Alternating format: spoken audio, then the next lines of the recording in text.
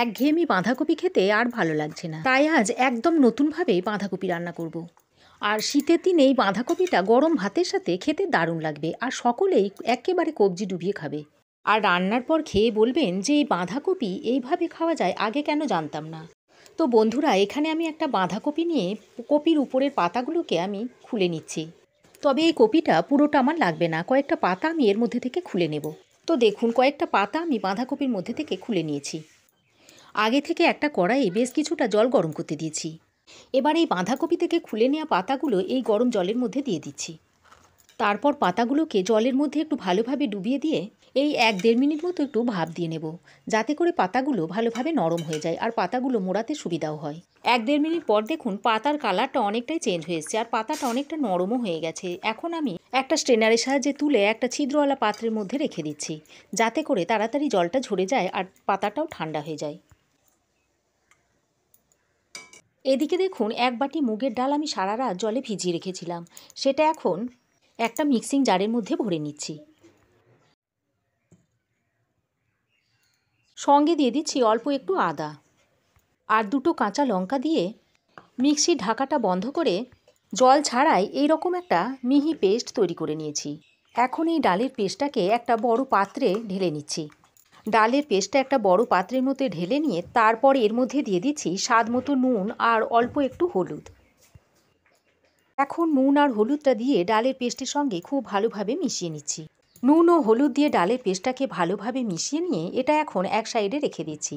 তবে আপনারা এটা আগে থেকে তৈরি করে রাখার চেষ্টা করবেন, তাহলে রান্নাটা করতে সুবিধা হবে। এদিকে দেখুন, বাঁধাকপির পাতাগুলো খুব ভালোভাবে ঠান্ডা হয়ে গেছে।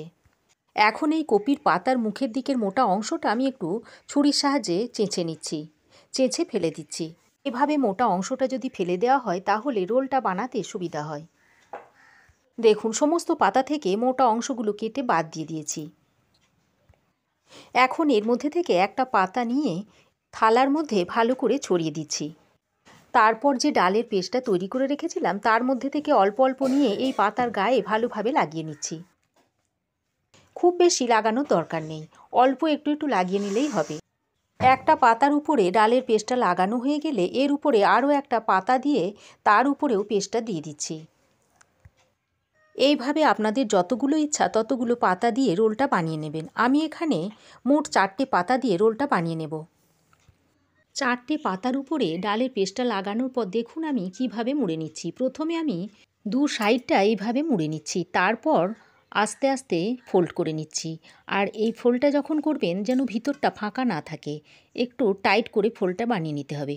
দেখুন, একটা বানানো হয়ে গেছে। এইভাবে আমি আরও একটা রোল বানিয়ে নিয়েছি।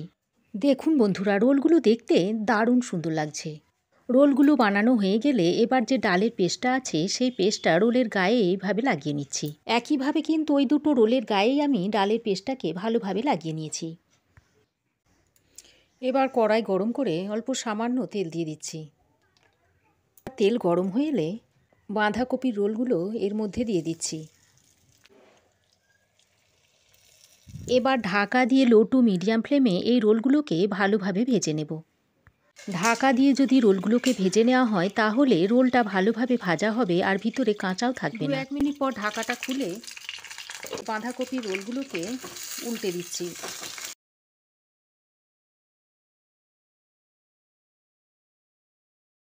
এইভাবে ঢাকা দিয়ে দিয়ে আর উল্টে পাল্টে রোলগুলোকে ভালোভাবে মুচমুচে করে ভেজে নিতে হবে।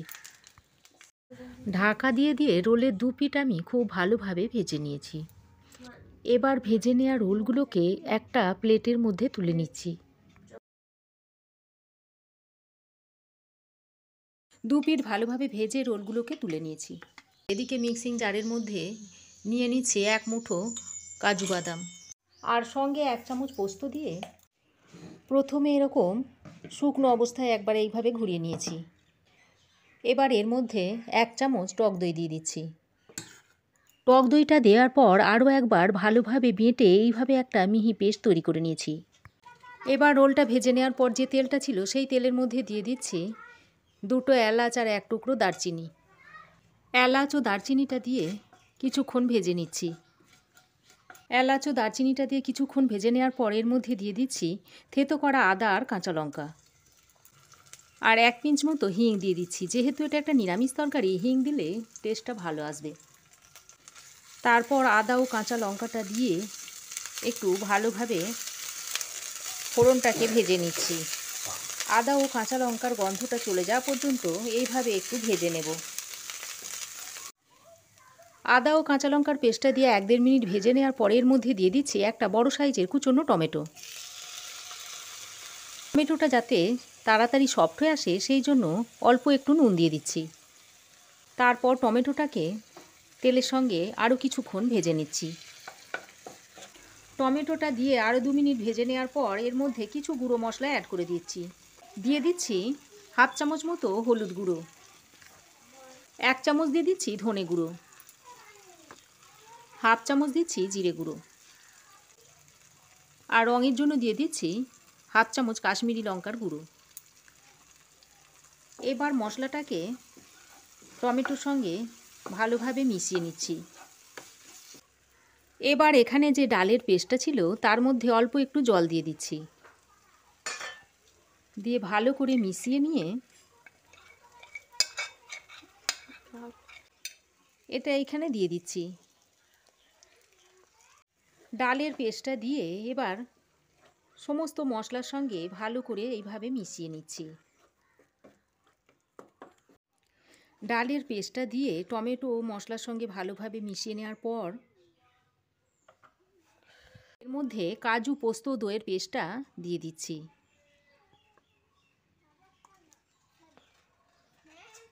মিক্সিতে অল্প একটু জল দিয়ে মশলাটা ধুয়ে এর মধ্যে দিয়ে দিচ্ছি। তারপর লো টু মিডিয়াম হিটে সব কিছু একসঙ্গে ভালো করে মিশিয়ে নিচ্ছি।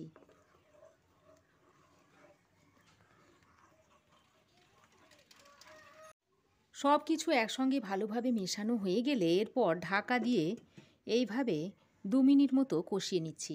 যে রোলটা বানিয়ে রেখেছিলাম সেই রোলটাকে এইভাবে আমি পিস করে নিচ্ছি।